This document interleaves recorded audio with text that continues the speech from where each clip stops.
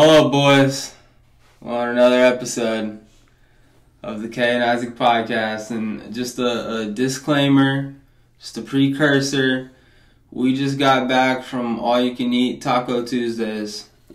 It was fantastic. I feel like I'm about to explode. If anyone's seen the Aliens movies, when the thing pops out of the chest, that's about to pop out of my stomach right now. And we're going back tomorrow for all-you-can-eat burritos. Oh, Jesus. Oh, God. Just kidding. No, the food was excellent, though, man. I don't know if I could take that every Tuesday. That's good. It's good for Is feeling miserable worth eating that much food? Is it worth it? When you guys gave me that phone call and told me that this place had all-you-can-eat tacos, I had to go and try it out for myself. Because coming from Indianapolis, you don't see that every day. People get put out of business. Had to challenge it. I would say if it's like everything else, you do it at random. It's not a every day, every week kind of situation. Because that's a lot. It's a lot of food. But, man, it's good. I mean, everything we had was good today. I was 100% behind the idea of just hiding somewhere in the restaurant, taking a nap, waking up a couple hours later, going back at it with more tacos. I don't think they would have let us do that, though. But probably not. Yeah. But it was definitely good. So, yeah. It's also a great business model because we got to see how much we paid with drinks and sides and everything else. They made some money off of us today. Yeah. Those I got some pina coladas, double shots in each pina colada. That was right there already covering the all-you-can-eat tacos. So yeah, they're making a killing. Yeah. Shout out to Dos Amigos. I know we ain't getting no sponsorship, but shout out to Dos Amigos. Yes, West Lafayette. It was awesome. Great. It was very good. We have our guest. We told you about it in the last podcast. Yeah, we have our guest today. Who is he? Who decided to, on his vacation, he was nice enough to make a drive all the way from the Wild West, basically. Kokomo. Yeah. Mr. Marcus Owens, thanks for joining us today. I'm just Caleb's clone. That's all. Pretty much, yeah. You're my clone, yeah. Right, yeah. Since no one ever sees me, so we'll just pretend I'm an AI robot or something. I'm just Caleb's clone. Yeah. So, yeah, we're open to talk about whatever comes up. We don't get guests all the time, so it's always fun to bring up certain things. Obviously, there's a lot going on in the world. We got a lot going on in sports that's about to happen literally this week, starting tomorrow. So I'd love to talk about that because I think there's some things in there that we could definitely address with the good old March Madness. Yeah, March Madness coming up. I don't. Here's the thing. This is probably the first time in a long time where I look at it and I'm like, I don't necessarily think there's a driving team that's going to be like 100% they're winning the championship. Now, every year it does seem like it kind of sways, and you do have your surprises that knock off somebody that they shouldn't have. And the Cinderella team makes the run. Don't know if it's going to happen this year or not, but again, you've got solid teams, but I can't say like this team is it. I don't really know who that is. Yeah. Maybe you guys disagree, but that's where I'm at. Well, I feel like if there was a team that was like that, it would have been Duke, with Flag getting hurt, and I think they have a couple of other injuries on the roster too. People we don't necessarily know, aren't household names and stuff. But even with that injury to Flag over on Duke, they're still a really solid team. Yeah. I mean, any recruit that can go to Duke University has to be a top recruit in the class coming in. So I think if there is a team that's like that, I know Duke's really strong. I know Houston. I mean, I hear some people say, oh, they're not going to make it far. I hear other people saying they have the potential to win it all. Who knows with Houston? And I think maybe the other one's Auburn. Auburn's another top one. Yeah. Yeah, but other than that, I mean, I don't know. It's really just like every other tournament. You're probably going to see some underdog teams winning early, making it deep, beating some teams that, you know, like how do they beat them or whatever. But then in the end, probably when you get to like the Final Four, you're going to see the same programs that we've been seeing with success over the years. Potentially. You might have some surprises. I know you have some people in mind you think that might actually make some serious runs. Yeah. So, I mean, at the end of the day, this is March. So, nothing's promised to any team. Very true. Every year we go into it, everyone that's a March Madness junkie like me, they go into it thinking, oh, you know, I got it this year. I'm going to make the perfect bracket. Yeah, they say that your odds of doing that are better with the Powerball. You could win that twice before you get a perfect bracket. Well, wasn't it last year that I think there was, 18 perfect brackets after the first round that were left? Because it was such a mess. There were so many teams that lost, and there wasn't hardly anything left. So. Which it makes you think, you know, it's like with technology these days and with data and everything that people run, like, of course, like, it's going to get better for us to be able to find the information that we need to make solid picks. Yeah.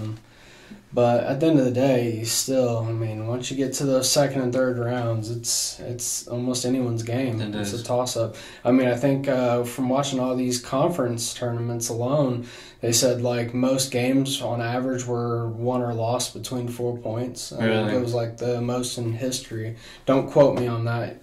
Someone fact-checked me, but I remember one of the announcers talking in one of the games saying, like, it's been, you know, the closest margin of wins and losses in like a long time for a lot of these conferences. So it's going to be interesting to see how you know these teams play out in the March Madness brackets. So yeah.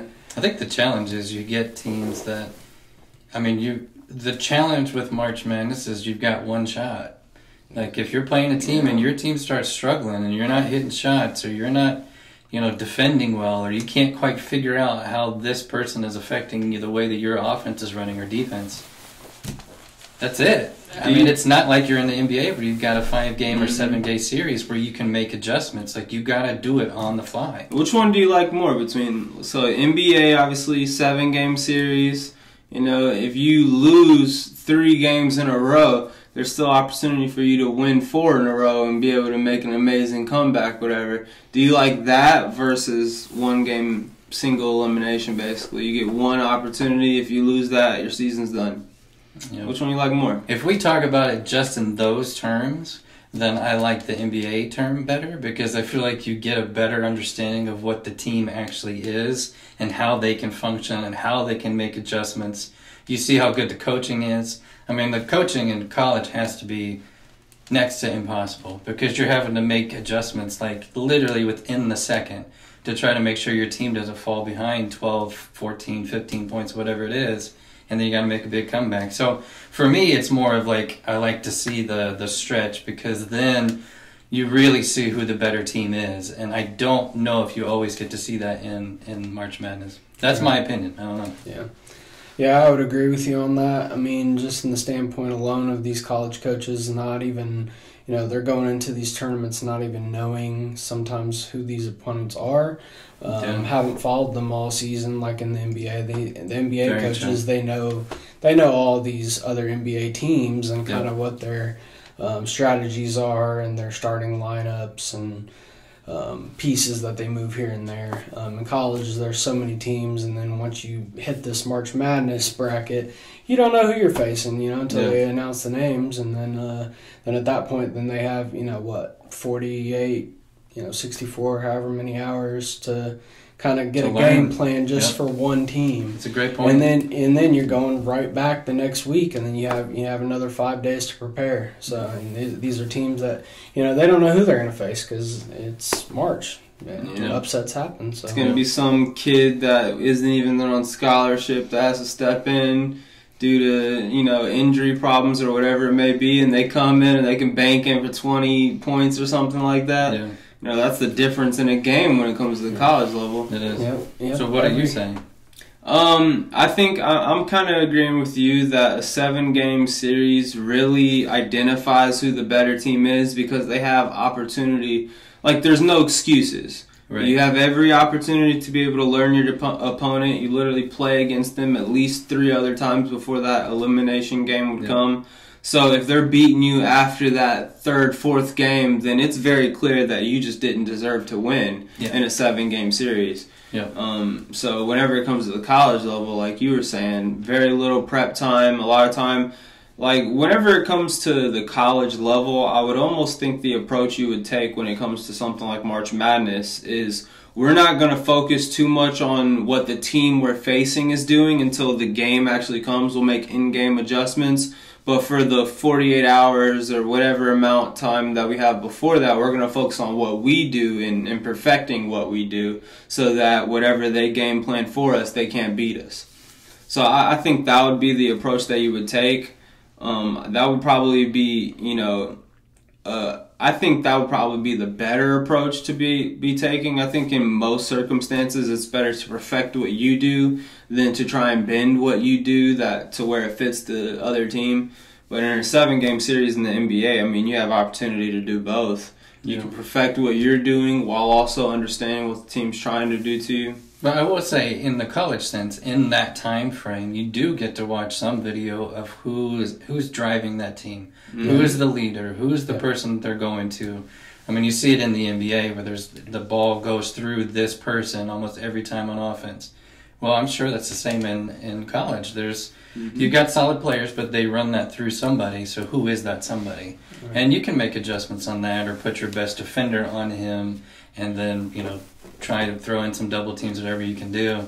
But not to take anything away from college basketball, because I don't know if there's anything really like March Madness.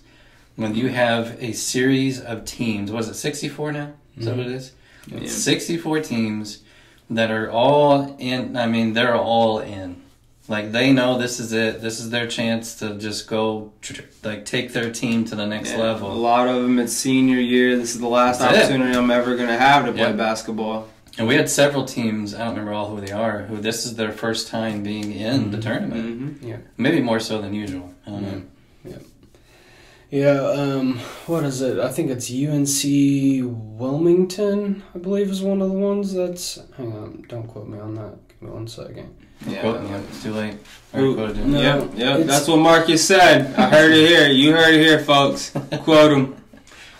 Yeah, UNC Wilmington. I've never I think they've been in it once before. There's one that this is their first year that they're both their women's head coach and their men's head coach. It's a first-year program for them to be able to join the NCAA. They made it. Yeah. So, and I love that aspect that you get a chance to see that in the tournament. Now, the only thing I'll say, we talked about this the other day. It's like it's exciting for them to get in, but nobody's given them a chance to even win that tournament. So you weigh your options, I guess. UC San Diego. That's who it is. They're number 12 facing number 5, Michigan.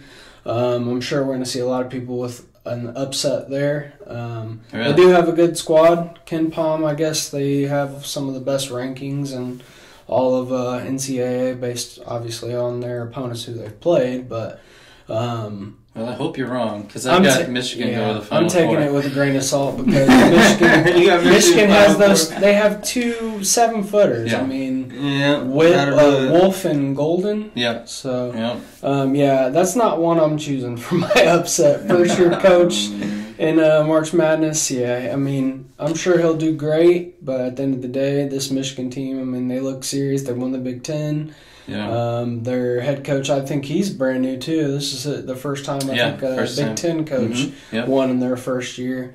So he's doing a great job. He seems like an analytic guy, because I can see like when they're making changes that it usually pulls through for them. And they beat a solid Michigan State team. Michigan State and Maryland. Yeah. Maryland. And Wisconsin was, I remember someone telling me that Maryland was going to win that game. Yeah. I would have chose that. Yep, that's exactly what I would have chose. I mean, they got Queen, who's a freshman over at Maryland, and he's a 6'9" guy. He's really good. In my opinion, one of the better freshmen of the year out of all NCAA.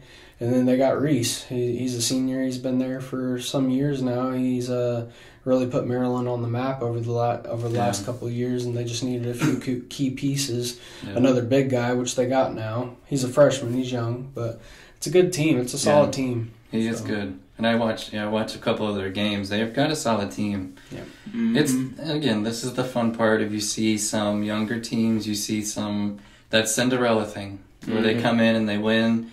a game they're not supposed to. They're excited. They go to the next round. I mean, that really is the fun part, I think. Do you think that with the whole new NIL stuff that's coming out, like a lot of these underdog teams that we see in the tournament that have that player that's really good that just no one knows about, you think NIL will start knocking that down a bit? I mean, NIL is basically saying if you come to the better schools, you're going to get paid more as a student athlete in college.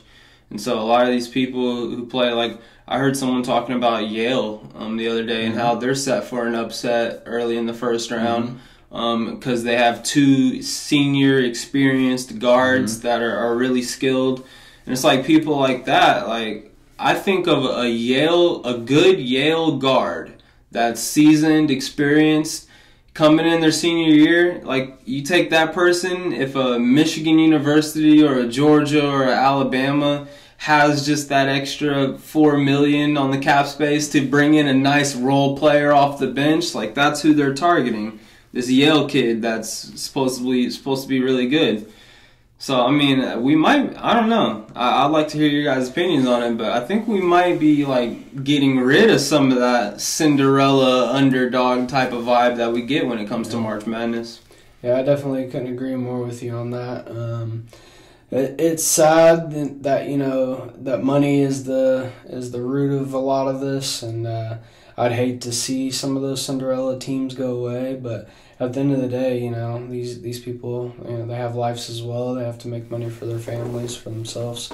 So I mean, I don't disown them or dislike their choices, but it's one of those things. It's like you just take it with a grain of salt and watch it unfold, and eventually we might be looking at a different format of bracket. You never know. It might get smaller, and just because the level of competition might be too much for some of those 10 through 16 seeds, it might not be enough. So yeah, we'll see.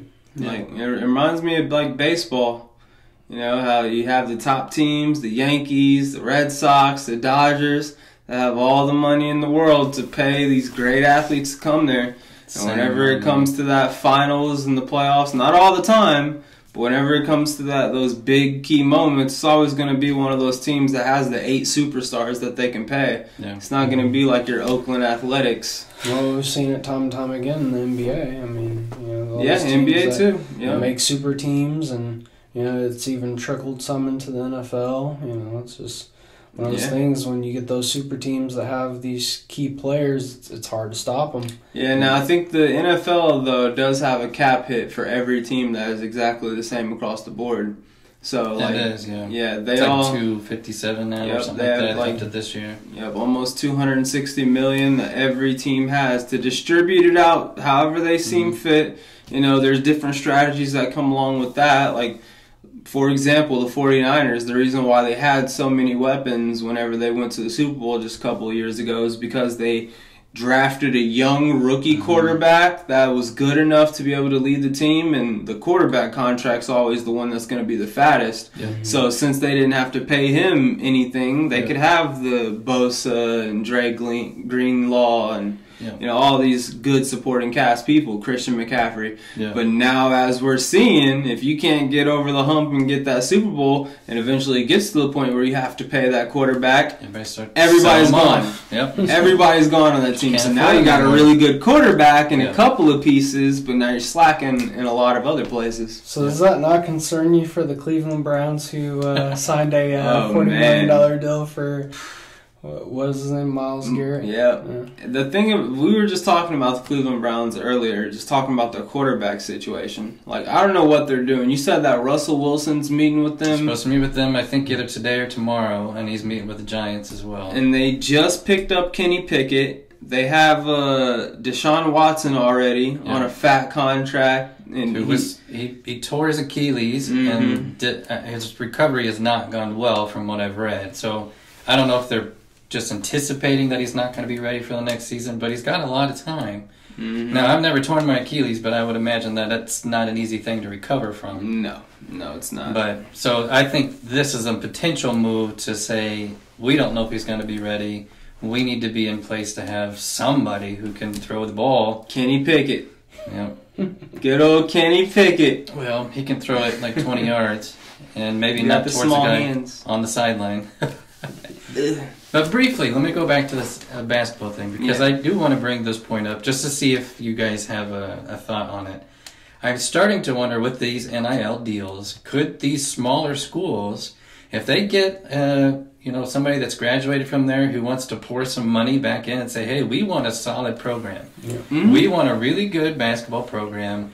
We are willing to throw X amount of money at this for you to go get some people to bring them in, to get them interested. Because there was always this kind of feel of, at a smaller school, if you're a great player, you're then the star, you've got more attention, you tend to stand out, and you have other people, you have a lot more eyes on you. Than if you go to, you're a solid player, but then you go to a Florida or you go to a Duke, well, you're also amongst 7 other great players. Mm-hmm. Could this entice a Yale or a smaller school like that to bring in some people, I mean, who can, hey, we can offer you this, and now our program looks a lot different.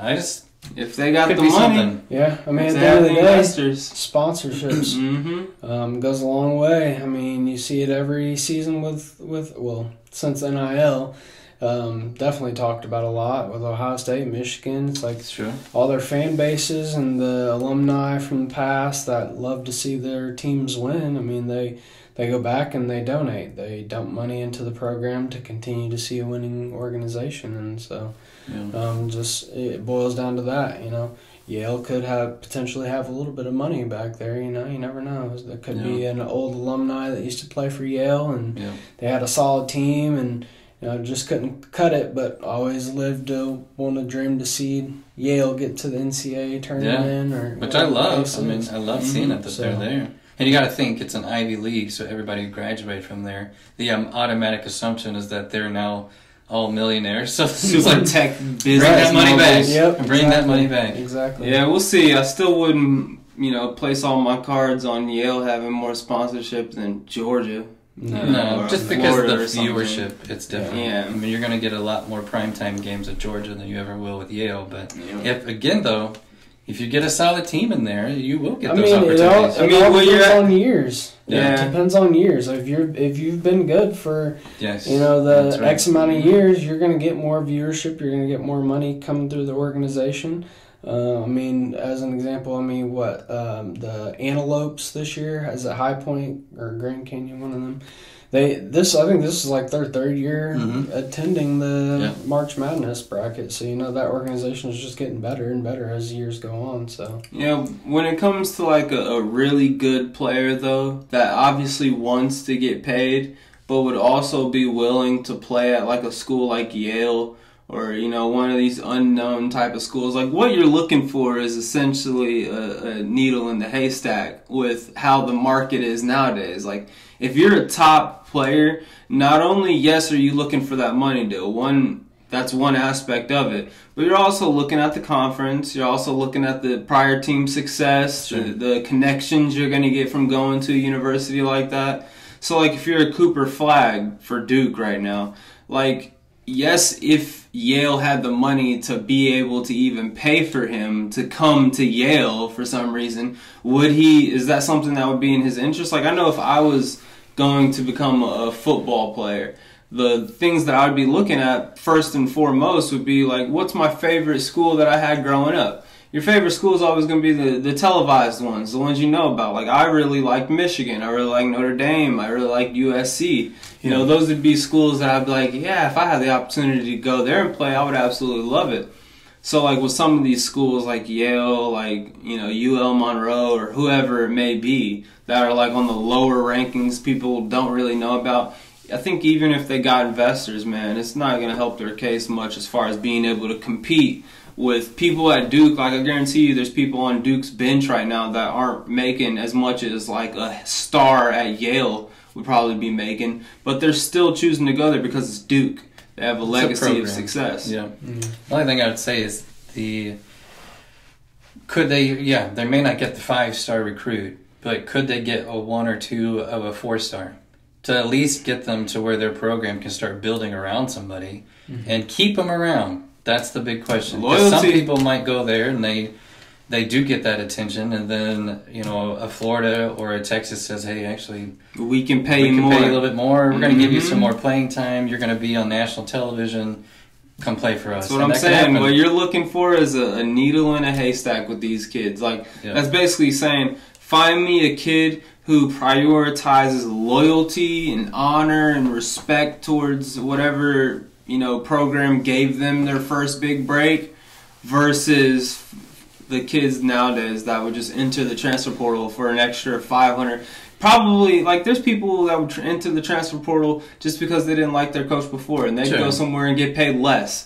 Like, that's the type of personalities you're probably more than likely going to be dealing with than that needle in the haystack kid that just wants to stay there due to loyalty and wants to help this coach win his first thing or whatever it may be. And then you find those real needle in the haystacks, the ones that just want to leave their own legacy and build a program. And, you know, those are the types of players you got to watch for in this March Madness bracket, because those are the ones that will, get you thinking. Duke might have it won, but at the end of the day, somebody could slip in the back door and get them out of there. That's all it takes. Just one good game. That's what I love about this tournament, man. Every year I have to be. I'm involved. I'm heads in the TV. I'm watching all the teams. I'm watching film before the tournaments start. Yeah. I'm gonna create a perfect bracket. Yeah, you're gonna do. This is the year. I'll be the guy this year. This is me. Calling it now. You heard it here first. Okay, so let's ask the big question here. Mm-hmm. So, I mean, if you guys want, I don't know enough about teams to be able to get into like the Final Fours, but if you want, who's gonna be the Final Four? And then who's going to win the whole thing? Yep. I've got my 4, and I've got who I think is going to win. Okay. But obviously, I'm picking some upsets. I'm picking some people that most people are going to pick. So it's a little bit of both. So I've got Michigan playing Florida in that side of the conference. Okay. So that Final Four, Michigan, Florida. And then I've got Duke and Kentucky on the other side. Duke, Kentucky. And if I had to pick now, Florida's winning the entire tournament. Florida? Yeah. Interesting. Okay. I need to pull up a bracket just to see where positions are. Because I don't know who's facing who and who would run into who in the long run. Yeah. But I'll tell you, one of the teams that I've been looking at that I've heard a lot about is Auburn. I've heard that Auburn has a really solid big on their team, and I think that's what college is. I mean, we saw it last year with Purdue, which I'll get into Purdue here in a second, but with Zach Edey, where it's like even this team that is kind of really low-key. I mean, they had Braden Smith, which he was good at the time. He's a dog now because it's his team. But just even someone as I don't want to say low-skilled. I'm not trying to disrespect the man. He's a great guard, but with just him, who's not really comparable to like Duke guards, Kentucky guards, like top school guards, pairing him with a solid big, just someone who has the size, has the defending ability, and has the scoring ability in the paint, that can go a long way when it comes to college basketball. Defense. Yeah. And so whenever I think about this kid at Auburn that supposedly is supposed to be really good, which I haven't watched the games, but he's supposed to be one of the better bigs in college basketball. I think bigs go a long way. So I'm really looking for Auburn, okay? I like Purdue as an underdog. I just talked about him. I think that there's just something about the Midwest basketball and the Purdue spirit. And I think Braden Smith not winning it with Zach Edey, but building all of that March Madness experience from last year, taking on these top teams, I think that he has a floor general sense to be able to push that team at least deep. So I'm seeing them like potentially making it to the Final Four. I'm pretty sure they would have to get through Duke to get to the Final Four on that side. Because I think they're in that top right bracket. They would face Duke in the Final Four. Oh, they would face in the Final Four. Okay, I thought they were in the same. No, they're in the bottom right of the bracket. Oh, I thought they were top right. Duke's top right. Yeah. So, I mean, another one that I see down here is like Kansas. I've heard a lot of good things about Kansas as well. They had a good start and a really rough middle. Yep. They didn't end well. So we'll see. Tennessee is another one I heard about. Tennessee's been pretty good. Yeah. If I was just to jump in and say, I mean, hands down, Auburn's played amazing all year long. I think they've had like 3 or 4 losses throughout the whole season. I got them playing Michigan State, where that's a toss-up between the two. What's the coach at Michigan State's name? He's an iconic, Izzo. Tom Izzo. Yep, and then what a lot of people probably don't know either is Jason Richardson, old-time NBA player, played for Golden State. His son is actually a point guard at Michigan State. Yeah. So, and he's had some really good games. He's one of their top scorers. Good, solid team, but they can get choked up a lot sometimes. Auburn, here of late, they didn't win the SEC. They choked a little bit there at the end, but for the most part, this team's just been solid all year round. So I'd have to push Auburn into the Final Four. Then if I'm going bottom left of the bracket, I got my final 2 as Florida and St. John's. St. John's has just been it's been a monster, yeah. Is that Rick Pitino? Yep, Rick Pitino. So what's the strength of St. John's? They got good guard play, good big. They're in the Big East, man. I mean, they're playing, they're playing UConn, defending national champions. Mm-hmm. They're facing, Villanova, who had one of the top NCAA basketball players all year long with points per game. Can't remember his last name, but he was a good guy. So they go through a ringer through the regular season. I mean, they face some tough teams. Yeah. I mean, you got Marquette down there too. I mean, you got some solid programs down there. UConn has led the way these last 2 years, repeating, which was phenomenal for them. Mm-hmm. They just don't have the same size as they have in years past. I know the year before last year when they first won the championship, they had Sanogo, big center guy.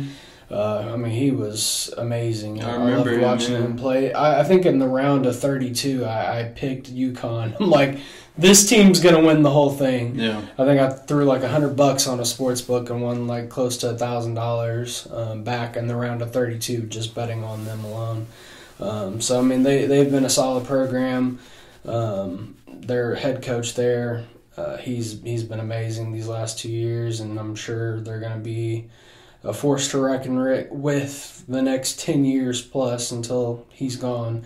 But yeah, I mean, Florida. I mean, let's talk about this Florida team because their head coach is not playing. I think he's a first or second year head coach. Don't quote me on that. Fact check me, but I'm fairly certain he's newer. And the pieces that they brought in this year have been amazing. I mean, they got a big guy at 7 foot that's been putting in work. Their guard play is amazing. Florida has looked like the real deal. I can probably say from the eye test, watching all teams, Florida's the team that looks like it. No one can stop them, especially here of late. They've just been a force to be reckoned with. Then we'll go to the bottom right of the bracket. I do have Houston going on to play Tennessee in the Elite Eight. Houston to me is like, they're like the Cowboys. Where it's like they make a good run, they have a pretty solid team, and then they kind of flop when it really counts. And see, that's exactly how they've been. Houston, I can say, between them and Wichita State, when I first started watching college basketball and getting into these tournaments, those were some of my favorite underdog story type teams. Yeah. Houston wasn't always the powerhouse that they are right now. I remember watching them when they're on the come up. Then they'd have these star elite players, mostly guards, that can just shoot threes, dead eye threes. Like almost every other possession, they're scoring for their team, and it carried them. And that's what I loved about that underdog outlook. You get maybe 1 or 2 stars, and then a bunch of contributing players to help the team win. It's just amazing to see when they face some of these powerhouses that. You have 5 NBA prospects on a team, and then they get beat by a team that just has a couple of stars. Love that. But yeah, Houston's one of those organizations. I think for the last 6 years they've just been getting there, and then they just can't finish. Yeah. It's no disrespect to their head coach or nothing like that, because he's done his part. It's just been, I think, physical aspects and just different, little injuries here, there, and things like that that's stopped this Houston team getting to that next level. But I think they get there this year. I don't like anything Houston. Nothing Houston? Astros hate them. Texans Rockets? hate them. Rockets, whatever. Wow. They were Tracy McGrady Rockets? I did like... Yao Ming? Yeah. I didn't care for him.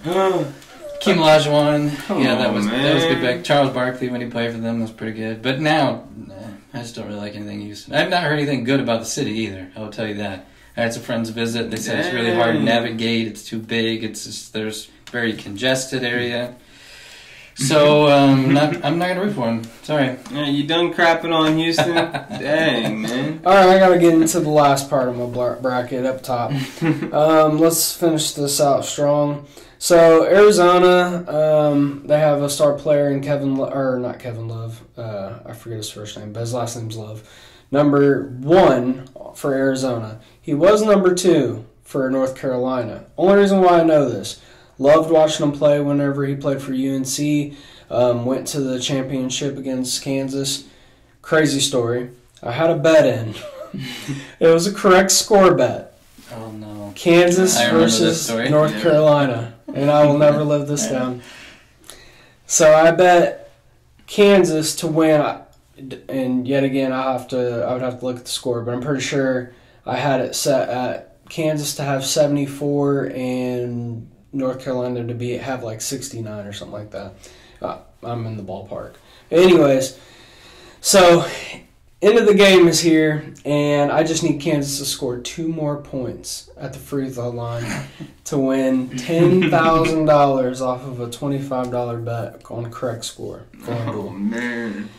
And Kansas has the ball. There's like 14 seconds left in the game. And, obviously North Carolina's trying to get the ball back so they can score really quick, whatever. They're throwing the inbound. Kansas throws it in. The guy gets it, dribbles 2 times, and steps on the line out of bounds to turn the ball over to North Carolina. 14 seconds left. All that needed to be done is he catches the ball, doesn't walk at all, just stands there, lets himself get fouled. Shoot the free throws. I win my money. Game's over. North Carolina gives up because it's just the lead's too big. Nope. Sure enough, they turn the ball over. I'm just sick to my stomach. North Carolina gets the ball. They shoot. They get fouled. There goes my chances of winning $10,000. Somebody made that call, man. They was like, hey, Marcus has 25 on a 74 to 69 score tonight, so we're going to have to... Make sure he steps out of bounds. The odds on it were insane. It was amazing, and I would have.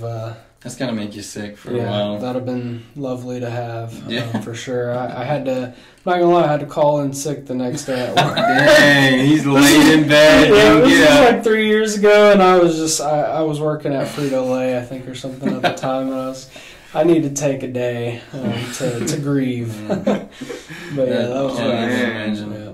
That'd be a tough one to recover from, man. Yeah. Being that close, $10,000 at the tip of your fingers. You can feel it. Who was winning it all then? Alright, so at the bottom here, I took Arizona to beat Wisconsin. That's who I had. I had Arizona overcoming Duke. I feel like with the injuries late and Cooper Flag, something in the back of his mind is telling me, he's like, he wants to go to the NBA because of scares like this, especially. You can get injured, and then you might not get as much money as you could have if you went to the NBA. I mean, the guy's the number 1 player in the country. I mean, it's only, he might have 1 more year in him. I think there was a highlight in the past couple weeks or something where him and his dad were like basically stating that they'd come back for another year with Duke. But is that the smart move for him? Yeah. I don't know. That's a tough question. Yeah, it's one of those things. Because I'm trying to think of what I would do as a player. Would I say, well, I'm going to risk it 1 more year, or would I just go and try to get that money and try to get to my dream, which is in the NBA anyway? So, I mean, I wouldn't fault him if he goes to the NBA. And you got to know that plays in his head daily. So just because it's tournament time, you might have some players that can lock in and just be strictly thinking about nothing but the tournament, but when you're at that status and all that's kind of, I'm sure it's kind of number hard. one overall. I'm sure he has paparazzi. I mean, I'm sure a lot of players do, but like with being the number one player, there's a lot that comes with it, you know. So I feel like in the later runs with his injuries and all of this playing out with, you know, potential to stay or go to the NBA draft, I mean, he could get sloppy in his gameplay. And I think Arizona would get him. I mean, which sport do you think that's most prevalent? Do you think it's in basketball? Because I feel like we see that in NFL too, where it's like, I need to get in if I'm going to. I feel like it's more basketball than maybe anything else. I don't know. I would say in football, because if you think about these college players, I mean, you're playing a real physical game. You know, you're hitting each other. One hit. You're really primed to get hurt in college football and NFL. So I see more of the kids in football wanting to sit out and take that rest rather than I mean, basketball. I think I'd say though, whenever it comes to college transitioning to the NFL, like if you're in there for a one and done at the college level where you're only facing, like when it goes to high school, you're taking like this big of a step up when you get to college, but when it goes to the NFL, you're taking like a huge leap. If you're only doing a one and done year when you're at the college level and your body's not developed enough for you to start going up against NFL level hits, like, then if you get hurt early in your NFL career, NFL is so quick change. Like, if you're not doing good in the first couple of years, you can find yourself out of the league pretty quick. Yeah. I think whenever it comes to basketball and the NBA, a lot more of that is more gracious towards things that you may be lacking on the physicality side of things. I mean, look at Bronny. He's basically a high schooler playing in the NBA right now compared to everyone else around him. I mean, I think he's like 6'1", 6'2", only like 200 pounds, and he's going up against 6'4", 6'5" guards. Like, that's the regular in the NBA nowadays. Yeah. But he's able to get away with that a little bit if you're playing smart, if you have a solid skill base, at least to where you can dribble, contribute it out to people without turning over the ball as much, then there's still a place for you. Or you don't play at all. You get in for about 2 minutes every and we see game. that a lot too. I mean, look at the Pacers' first round pick last year, Furphy, I think's his name. We haven't seen him at all this year. He's 6'9". Yeah. Like, the physicality is there, but they're still just holding him on the back burners with this rookie contract, trying to develop him up, see what happens with him. But when it comes to the college football and the NFL, they don't have time for that. I mean, for one, a roster holds almost 60 players versus NBA, it only holds like 15 at most players on a squad. So there's so much more turnover. Like, if you're not doing good these first couple of years, there's 5 more dudes on the practice squad that are willing to get paid $800,000 a year to come in and take your spot to potentially try to get a new contract that's worth $2-3 million or whatever. Yeah. Like, whenever it comes to college basketball, if you don't make it to that or that NBA pro stage, then your next level down is probably G League or going overseas somewhere. And more than likely, if you're doing that right out of college or around that age, you're never going to see the NBA because the next wave that's coming in is going to be able to take your spot that you would have had. Yeah. The thing, I will say basketball has I feel like a much better lower system for people to practice and kind of define their skills a little bit more to eventually potentially get to the NBA. I mean, NFL, they don't really have that. I mean, I guess you have the UFL, which I doubt the NFL is really watching that very much. And then you do have some overseas teams, but you don't have a system to kind of work your way up. I mean, baseball is the best by far because you've got single A, double A, triple A, and they really utilize that time to build the skills of their players a lot more than I think any other sport does, because then they want to say, hey, we're calling this guy up from AAA, and we're going to throw him in center field and see how he does. Now, what do the contracts look like whenever you're at AAA, AA? It's all over the place. So some players, they'll sign. You'll go to a AAA game, and there's players out there making millions of dollars. But it's that contract, and again, they're working them.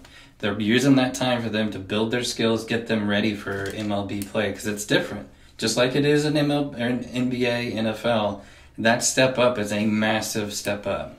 And so They could be making millions. They could be making 40, 50,000. I mean, it's all over the place because maybe they walked onto the team, they tried out, something like that.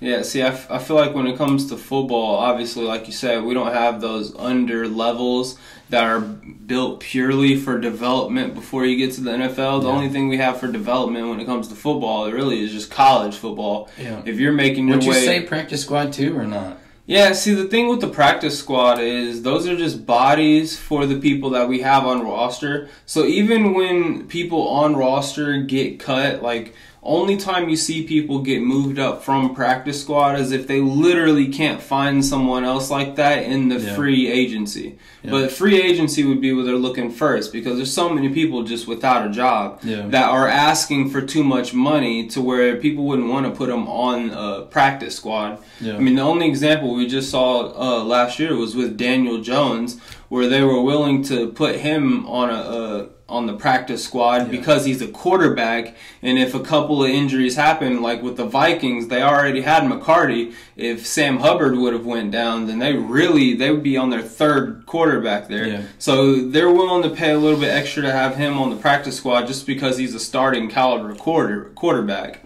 But if it came to like a regular position like D-end, I mean, you get your stories every now and then. One of the more famous stories now is with Braun from the Eagles. He started off on practice squad, fresh out of college. The Eagles didn't really want him. I think he was the edge rusher, and then eventually a new coach came in, saw he had some pretty strong athleticism and stuff like that. And we're like, let's move him to middle linebacker.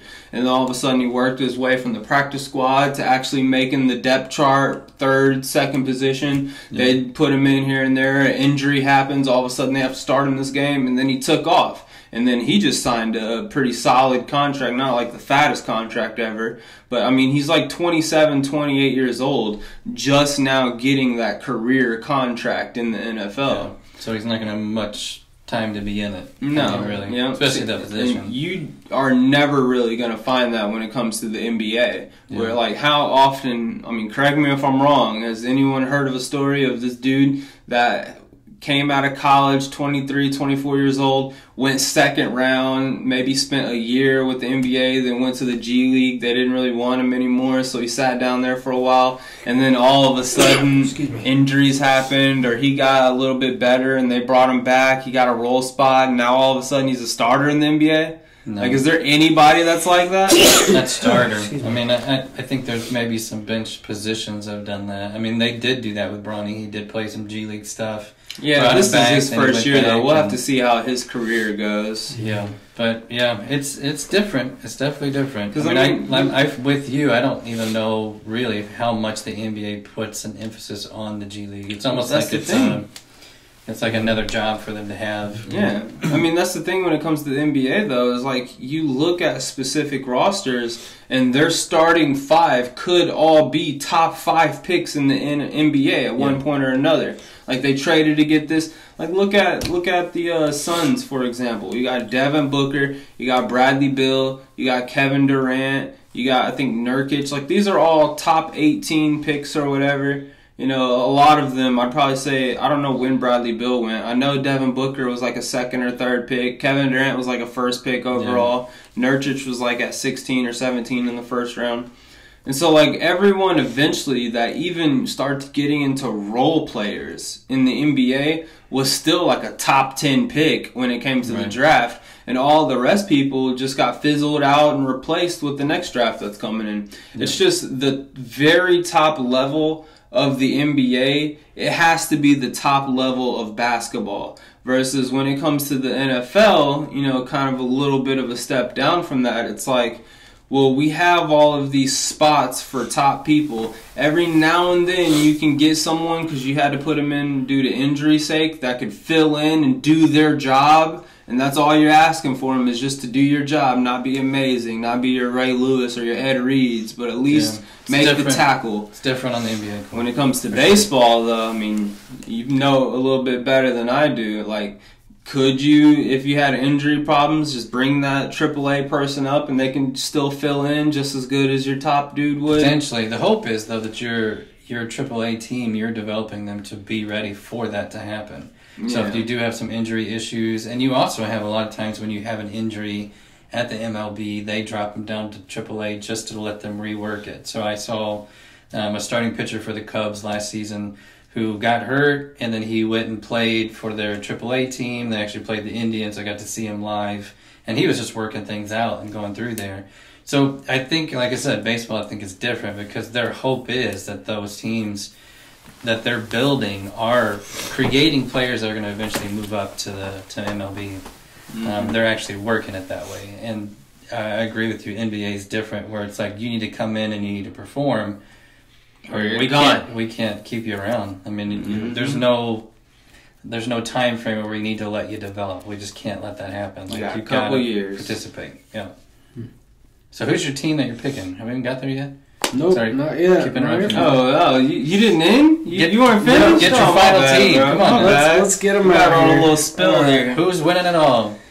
Alright, so I got Florida winning it all. Okay. I mean, just So you too, right? Yeah. Didn't you say that? I Yeah. just got to go with the eye test, man. I mean, Florida has looked the best. Sure, could someone else win it? Of course. Purdue. It's March. No. I got Purdue getting knocked first round. First round, dang! Yeah. Come on, Purdue. They just We don't got have a this. big guy. This is our year. They don't have a big guy. They don't have that Edie dominant. definitely helped. That's the with that. difference, really. They don't have that dominant big guy. If they run into a well-coached defensive team like High Point sort of is, yeah, I don't know. They could be in trouble. So wait, so once March Madness is over, what do you even pay attention to after that? He's just done. Are you done till NFL? Goes back to work. No, you got hockey playoffs. True. Mhm. You do, yeah, you do bet. NBA, I do. NBA playoffs coming Yeah. up. NBA, yep, right around the corner. And then by the time NBA wraps up, college is right here again. It's Yeah. close, yeah. You got a little bit of the summertime. You got a little bit of NBA, I think simmering. usually ends in June. Yeah, right? And then around you have- mid-June. You got basically July and August, and then you're So, right like, back to football. another 2-3 months, and then Yeah. So none of you care. Well, people at home will care. They care? Major League Baseball started today. Oh, did it? Yeah. Didn't even notice. Yep. Yep. Cubs and Dodgers was the first game. They're doing a Tokyo series, so Dodgers they played at whooped like them, didn't they? 6 a.m. this morning. They won 4-1. Dodgers did. Yeah. That Dodgers figured. are defending champions, and they're phenomenal baseball And team. they signed that other Japanese dude in the Yeah. offseason. They spent the most money off season than any team I think has in history. It was like $1.4 billion. I thought I saw that they had spent more, or they're currently spending more money than, like, I forget what other team it was. It might have been like the Athletics or some low ball team that's like, they haven't spent that money in the last decade. Yeah, And well, Dodgers are spending that just this year. Just this year, and then like the Marlins spent like $5 million. Mm. So I mean, it's an unfair game. It's very trash. We've already talked about that on this podcast and other podcasts, but it's still fun. It's a great. Here's my thing: if you're not a baseball watcher on TV, go watch it live. Live baseball is a lot of fun. You're more there. It's like it's engaging. It's a little slow. They've sped it up a little bit with the time clocks, the pitch clocks. But you get the feel of baseball, you get the smell, you get the feel. Like What's baseball smell like? Well, just go smell a glove or something like a baseball. Like you get Smells like leather and some hot dogs, maybe a little beer, some peanuts, grass, fresh air. It's just a and it's little bit of outside. rain It's off different. in the distance. You're hoping there's no rain delay. It's different when you go to like an indoor basketball game or indoor football game. You're just getting a little bit more of the nature piece. That's what I love. I like a good Have you ever basketball eaten game. Cracker Jack? I have. Yes. At a baseball game. Yes. Because that's the only place I could ever see Yeah. someone eating it. Yep. Any sporting event. My typical. All right, let's go through this. This is for me for baseball. You guys pick your sport. When I go to a game, I always get at a baseball game. I always get peanuts. Always. I always get a large drink of some kind, whether it's a beer or whether it's a Coke or something like that. And then I'll always have nachos. So I'll have those three things every time I go to a baseball game. Man, they Peanuts clearing you out for for about $100 right there. Peanuts for sure. I always get that. I don't know why, but every baseball game I've ever been to. I've been to a lot of Cubs games, Reds games, Indians games. Indianapolis Indians, not Cleveland. But, all right, what sport and what do you always get? So, I mean, I haven't been to many baseball games. Maybe like one when I was young. I'll throw baseball out. So football, basketball. We'll go football and basketball. It has to be cotton candy, man. Yeah, get the cotton candy. I didn't know they had cotton candy at football games. Yeah, sometimes. All right, okay. Is it the guy that's walking the aisle? Does he have it on the stick? He got beer going around. Got cotton candy and all that good stuff. Cotton candy. All right. Yeah, that was always one of the biggest ones for me. Make sure I got to get some cotton candy. What's the first game you're going to take your son to? It has to be an Ohio State game. I mean, it has to. Ohio State. There's no other way around it. Wow. After his first year out the gate, Ohio State versus Michigan. Versus Michigan. So you're going big time. Has to be done. Yeah, you better hope it's a home Ohio State game. You guys will never catch my son wearing blue. Never? Never. He can't wear blue? No. Dang. What if it's like Pacer blue? Can you wear Pacer blue? There might be some blues that we let slide. Yeah. I don't know. Good luck with that one. Restricting blue. I might let it go. It just can't. He can't ever wear. Not during rivalry week. Nothing Michigan. Nothing Michigan. I would lose my mind. I'm gonna get him a Michigan sweatshirt. And we'll happily burn it together. Dang. Yep. All right. Okay. What sport? Give us the sport first. Now I would pick basketball. Okay. Specific. I've just been to a lot more basketball games. Football too, though. Yeah, I think it goes without saying. I need a beer. Yeah. I need a beer at the events, man. It's just different with the beer. When it comes to eating, I go with some dogs, some hot dogs. Yeah. I think that that's really the only setting that I actually enjoy a hot dog. I don't want to eat hot dogs at home. There's a lot of better options you could do. But when you're going out, you only have pizza or popcorn or whatever. I think those jumbo hot dogs, those glizzies, if you will, those are the way to go with it. I don't know what they do to them because every ballpark, whether it's NBA, football, MLB, they have fantastic hot dogs. Yeah, it's just better for some reason. Yeah. I don't know why, but that and a solid beer, preferably like a Yingling if they got it. Okay. That's my go-to. Yeah. They have those contracts, man, with like ballpark winners, They do. Yeah. They got to send them the good stuff. Yeah. And that's why they overmarket. You always see them on the rollers. It must be a roller thing. I mean, maybe we just need to get one for the house. Different ways of get a roller, turn it on for 2 hot dogs. Roll it.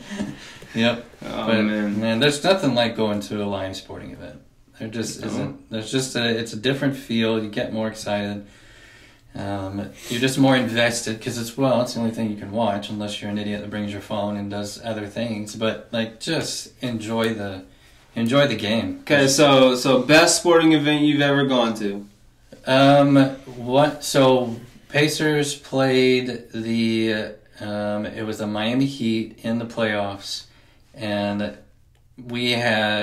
I went with a couple friends, Christina and Steven. We went to a playoff game.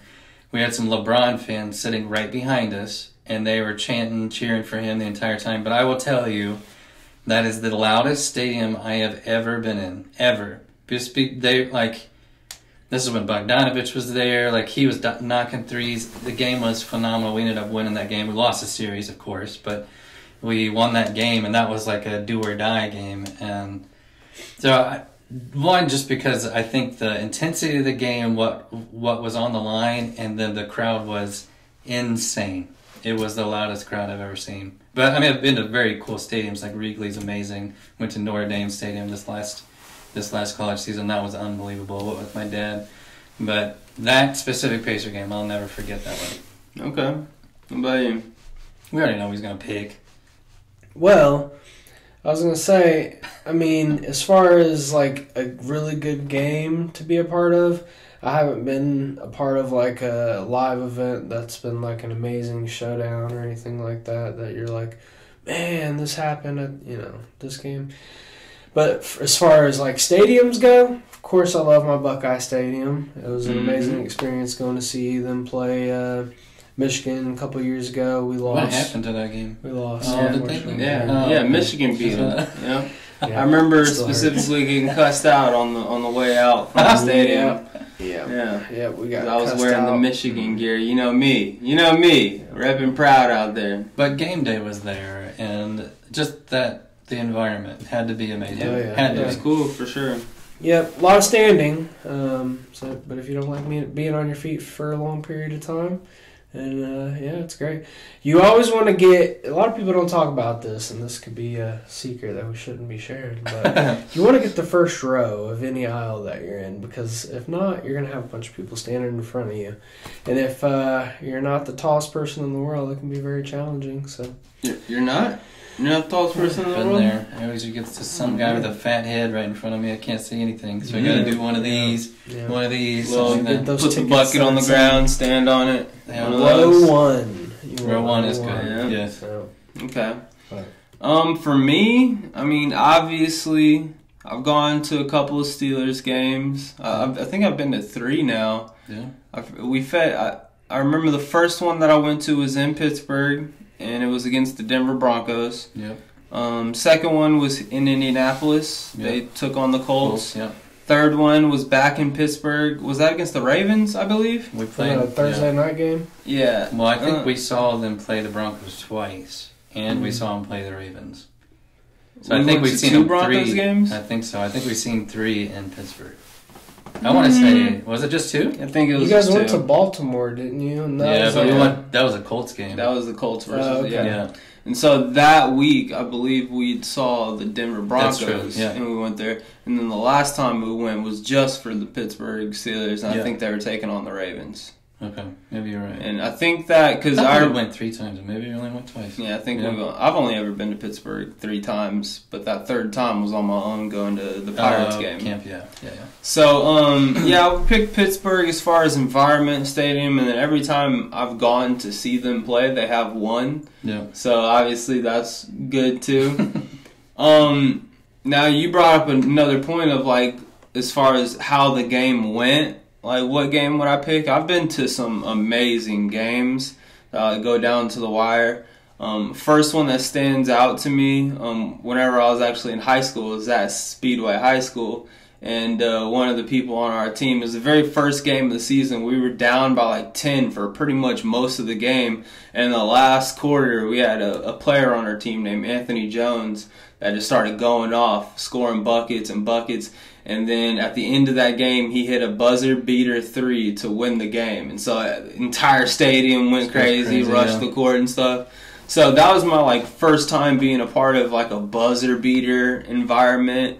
I also went to a game at Ball State that was against Notre Dame, basketball game. And dude on that team, Taylor Parsons, smacked a 3-pointer at the buzzer to win the game.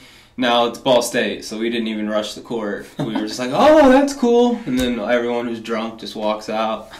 So that was really fun, too. But one of the best experiences that I've ever been to as far as sporting event-wise was actually when I was coaching.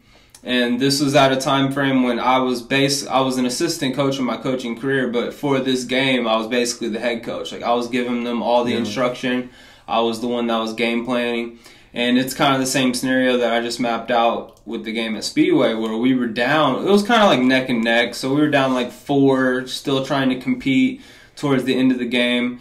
And kind of the same scenario. In the last second, I drew up a play to be able to inbound the ball to our big right in the paint. And as soon as he caught it, he hot potatoed it at like 1 second left when he inbounded it. And he hit it, and that was probably like our 3rd game of the season or something like that. And we were facing a really good inner city public school. But we won, and all the kids were going nuts about that. The bus ride home, they were singing the entire way. And I was like, man, I remember that night I wasn't able to go to sleep. I just kept thinking about it the whole night. So, yeah. There we go. Well, top sports moments. Yeah. So I want to wrap it up here with, because I want to remember. You chose Florida. Florida, yes. I got Florida, and who'd you choose? You didn't choose. Who'd you say? I know you guys are going to disagree with me, but this is Purdue's year. I think Purdue's going to step out. I think Braden Smith is going to lead his team past all these giants. They're going to be the underdogs going in. I really think Purdue's going to get it done this year. Moving here to Lafayette. Some changes out on Purdue. Now he's a Purdue fan. Hey, let's go. I'm not upset if that happens. Let's I'm go. That out there. I'm not upset. Purdue's going to get it done. Okay. We're going to see about that. Hey, thanks again for watching. Give us your thoughts. Obviously, the play-in games start on Wednesday, and then you got the major tournament games starting on Thursday. There is a game tonight. UNC plays tonight. Oh, do they? Yep. Oh, okay. I thought they all started Wednesday. Yep, so catch that tonight. Well, you won't see this till Wednesday, but that's okay. So you'll see that one, the score of that one. Yep. But as always, appreciate you watching. That's all we got. Thanks for having me, guys. Yep. All right. Peace out.